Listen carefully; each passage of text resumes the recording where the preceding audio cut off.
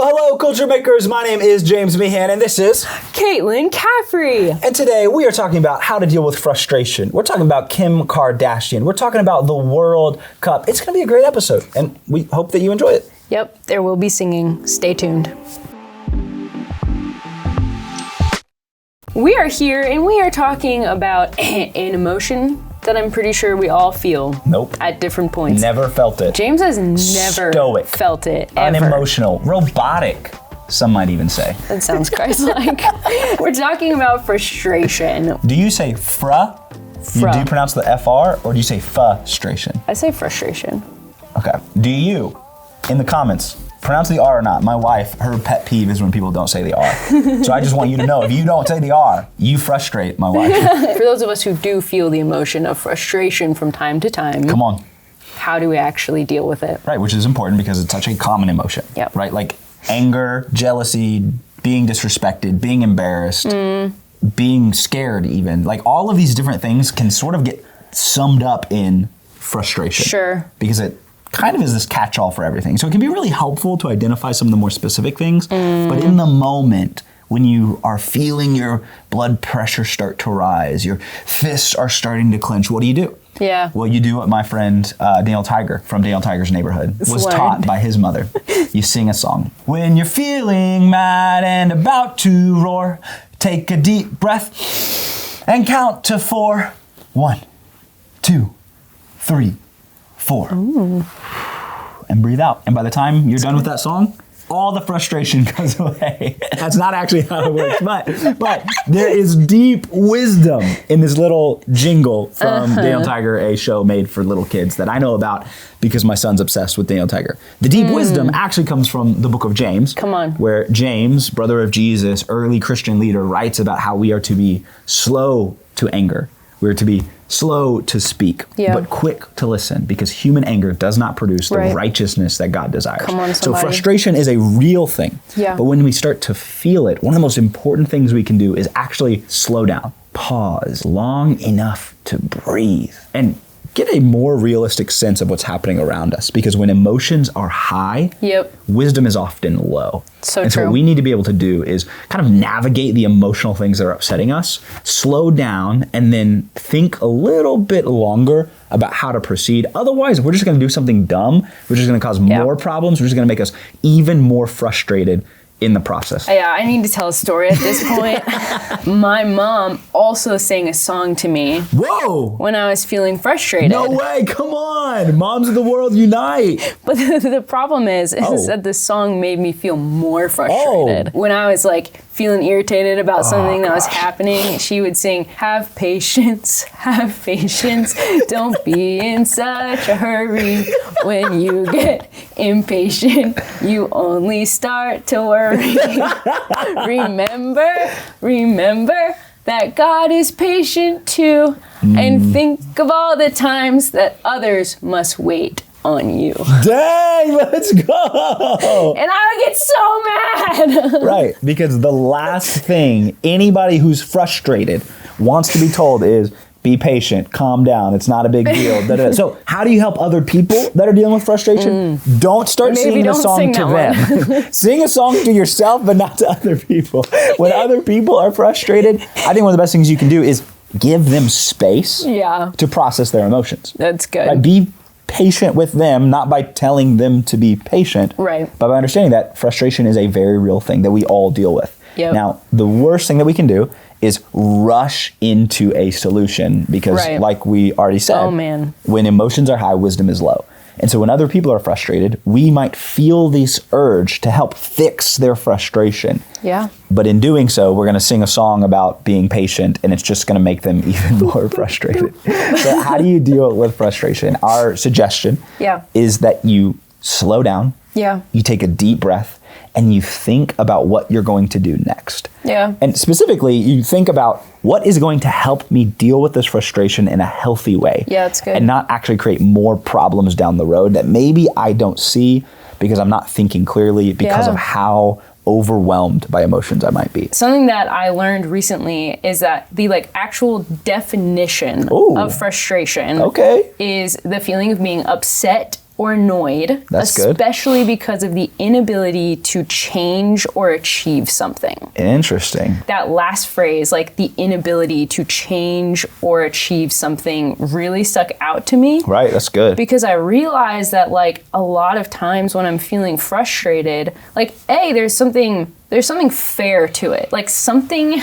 wrong is happening that I am noticing and picking up on. Right. And so like it's fair to feel frustrated sometimes. So what we're not telling you is like you're wrong for feeling that way, because there is stuff that happens that honestly should be changed. Right, absolutely. But I am learning to be aware of staying in that space of frustration for too long, because I'm kind of boxing myself into a fixed mindset. Like, I can't change this. I can't do anything about it. That's what the feeling of frustration tells me when I stay there for too long. Right. So I've been asking God to help me actually use frustration as an indicator of something around me that needs to change for the better.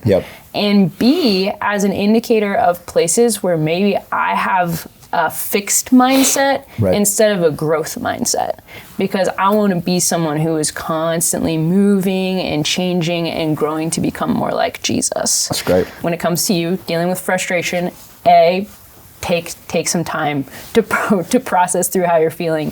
Sing a song to yourself, take some deep breaths, whatever you need to do. And then honestly submit that emotion to God.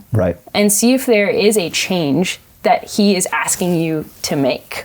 Or maybe a space or a lie that you have believed that has kept you in this space of feeling frustrated for a long time, and figure out what the truth is that can set you free. That's so good, because none of us can change everything, but all of us can change something. And so when you feel trapped because you don't think you can change whatever that thing is or achieve whatever that goal you're trying to accomplish is, remember that you can actually do something. Come on. You can always do something. And sometimes that something is cultivating your own character. So good. Developing patience, self-control, more wisdom. And other times it's actually to go and right whatever wrong has been done. But if we try to right the wrong when our emotions are high, we're probably going to do it wrong. If you're interested in hearing more about this topic, we're actually starting a new series. Tomorrow night. We do that. But we're starting a new series tomorrow night called Unmet Expectations. And the first message, you actually teach a lot about how to deal with frustration, which is like that emotion that we feel when reality doesn't meet our expectations. Absolutely. So check it out on this YouTube channel here. Check it out, 7 p.m. Kim Kardashian actually asked viewers what they wanted to like hear and see and watch in season 3 of the Kardashians, and fans responded with some really creative ideas. Come on. One of the ideas that I thought was particularly fascinating was one fan suggested that Kim goes overseas to solve the Middle Eastern conflict. Good.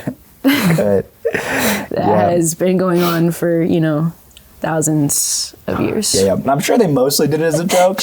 But I think there's an interesting principle behind it. But the people that we often look to are whoever are the people with the most fame, the most influence, the most money, the most, what we would define as power. But in reality, the people who make the biggest changes in the world aren't, no offense, the Kim Kardashians.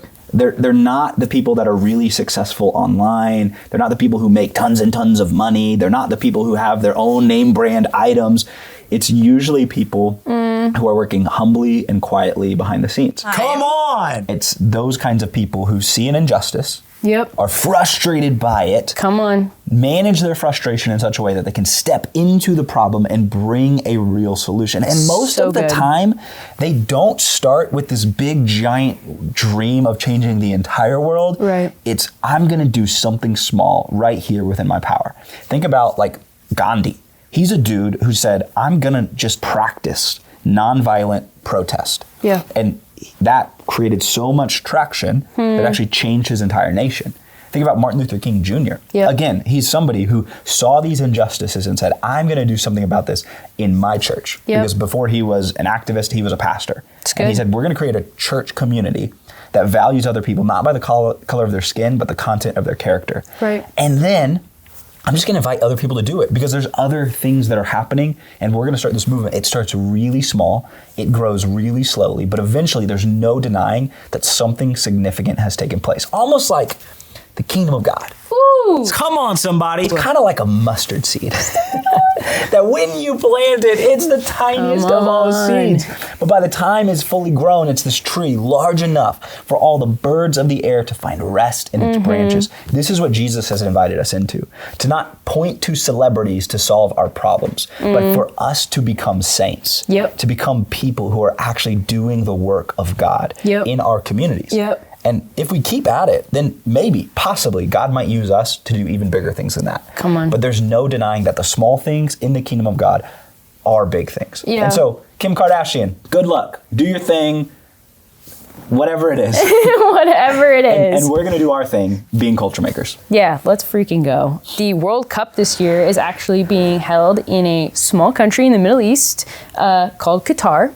We are in the group stages right now. The United States is not doing awesome. Wait, what? Oh, who'd have thought? They've been in 2 matches so far, and they've both been draws. That's actually better than what I was expecting going into it. Our women's team could literally take those guys to school any day of the week. Interesting. Like, wow. just run circles around That's a very them. hot take. Oh, it's just real. Comment down below. Do you think You can come at that me. the women's soccer team could beat the men's soccer team? Let us know. Yeah, they are babies. Anyways. Wow. Oh my gosh. We'll talk about this later. I'm feeling frustrated. Yeah, clearly. There was actually some controversy about a lot of controversy. where we are holding the World Cup this year.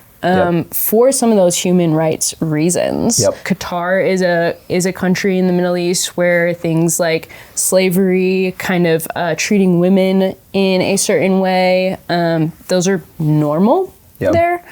So there was a lot of protest and strong feelings about why we were having the World Cup there in the first place and how we should kind of process that. Yep.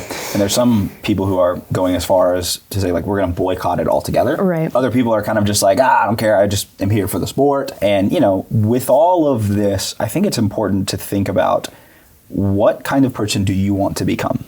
Yeah. Like who are you really trying to model your life on? Mm-hmm. Is it Jesus or is it someone or something else? Yeah. And I think that kind of makes it to where just ignoring bad things in the world isn't really an option for us as followers of Jesus. Right. And so if you're somebody who loves soccer and it's like your thing you are passionately cheering on your team, I'm not saying you can't enjoy the sport, but I would encourage you to not turn a blind eye to real injustice in the world. Sure. Now, it's important to acknowledge that there are some claims of injustice that have been a little bit inflated or exaggerated, that as more information comes out, we're coming to find that maybe those numbers that are being thrown out aren't exactly true. Right. Which is a really great reminder that the internet is not the infallible, inspired word of God. Right. Right? Like, there is so much things on the internet that are not very true, are not at all helpful. Yeah. And so we have to be able to practice discernment. It's true. To not just go with whatever we hear first, but to actually seek after what's true. It's great. Proverbs 18:17 talks about this idea that whenever you hear a story for the first time,